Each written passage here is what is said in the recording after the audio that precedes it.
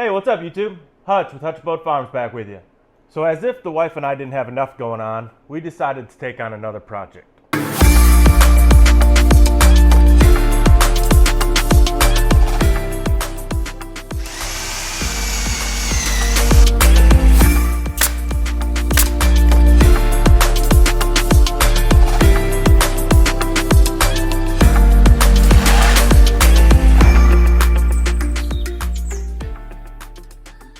So the wife sends me out to the store on a grocery pickup like she often does. I'm sitting in the parking lot waiting for my food to arrive, perusing through Facebook Marketplace, and there I see it. Free barn. What a deal, right? It's free. All you got to do is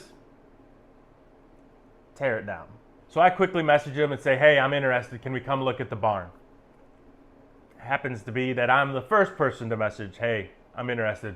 Can I come look at the barn? So I get my groceries, I head back home, wake the wife up after working a 24-hour shift in the ER and show her the pictures and talk to her about this barn. She thinks it's interesting. The barn's right down the road, so it's convenient. Her and I drive over, take a look at it. As we walk through the barn, I'm noticing things. I'm noticing that the barn is covered 100% in metal siding.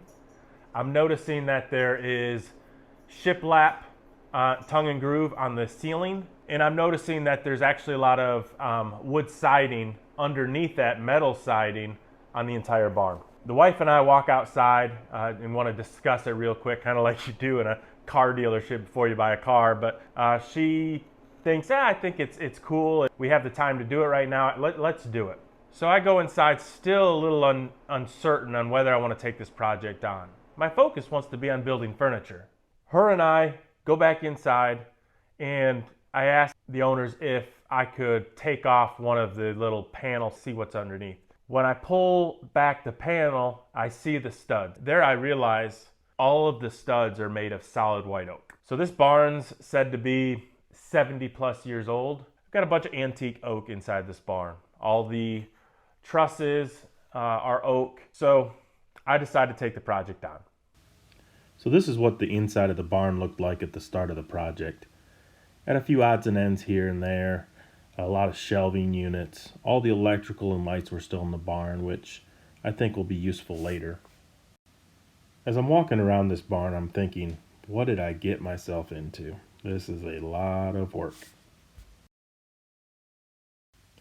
Unfortunately, I lost some early footage of my wife and I taking off the metal siding.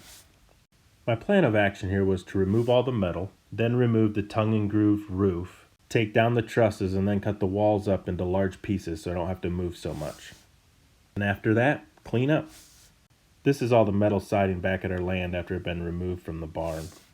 We will potentially repurpose some of this metal in our shop. Whatever we don't use, we'll probably just give away or sell. And there it is, the glaring thing I missed. There's shingles underneath the metal roof. This by far took the most time and effort to get rid of. At this stage, I had all the metal siding removed. I had all the shingles off the roof. I had all the electrical and odds and ends out of the inside of the barn, and I was ready to start removing the tongue and groove roof. I purchased a deck board puller pry bar that came in real handy for this part of the project, along with also pulling up the trusses.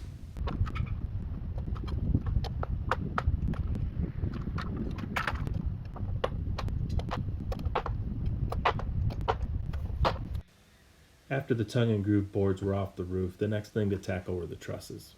As I pried the trusses up, my wife was helping pick up the tongue and groove boards and watching me try to kill myself. Did you hightail it out of there?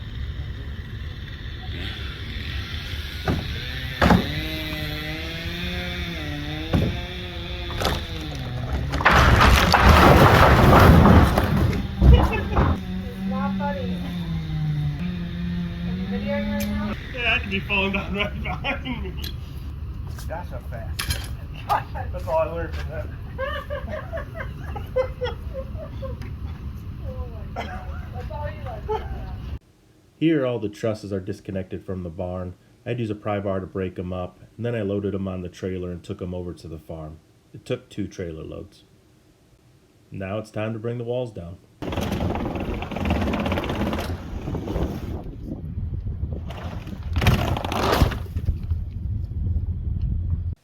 After cutting the walls up into pieces, I then loaded those up on a trailer and took those over to the farm as well. From there, all I had left was cleanup, and there was a lot of it, especially with these shingles. When it was all said and done, the only thing left was the concrete foundation. I think it cleaned up pretty nice. Hopefully the owners are happy. When I first had the idea of Hutch Abode Farms, and this was years ago, of building high-end, quality furniture, my first idea was to use reclaimed wood only. I grew up in the Midwest where we had barns by the dozens, just kind of falling down and crumbling and kind of being reclaimed by the soil. So I thought there'd be an opportunity to go out and reclaim wood from these old barns and old houses and old buildings to then repurpose back into furniture and really have some character with some high quality materials. The expectation that it was going to take a lot of work to reclaim that wood. So this gave me an opportunity to do exactly that and kind of try it out. So what you may be asking yourself, was it worth it? Was it worth my time and effort and also money? It did cost some, so it wasn't a free barn by any means. It cost some money to tear down and get rid of. It took a lot of time and a lot of effort that I could have been doing other things. So, do I think it was worth it? At this point, my gut says no. It wasn't worth my time and effort. From this point forward, it's up to me to utilize those materials and reclaim those materials to be able to make it worth my time and effort, right? And create some beautiful things that, go in our home or go in other people's homes to really feel good about the effort and time I put into taking this barn down. I do like the idea of repurposing all those materials and not letting it just go to a landfill, because you'll see in some pictures, the white oak's beautiful. Now this project kind of ties together both of my last couple videos. One on the woodworking side and building furniture, and the other side of developing the property that we're working on developing with some friends out in the country. There's a lot of materials on this that I plan to reuse and repurpose, either in the shop we're going to build or in the house, with the shiplap siding and some of the oak.